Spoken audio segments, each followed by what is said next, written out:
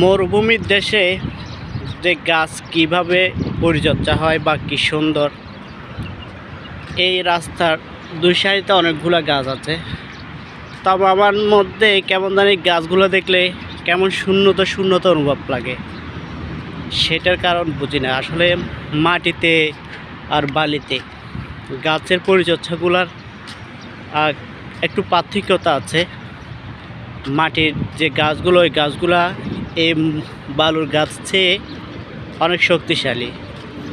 আর যেগুলো মরুভূমিতে বালুর দেশের গাছ, এই গাছগুলোতে কেমন জানি শূন্যতা শূন্যতা অনুভব লাগে। দেখেন, এক ধরনের মরা মরা মরা।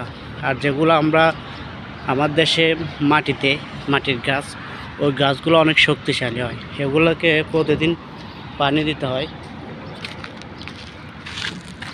এই যে, যদি নিয়মিত পানি না দেওয়া হয়, এই গাছের অস্তিত্ব থাকবে না।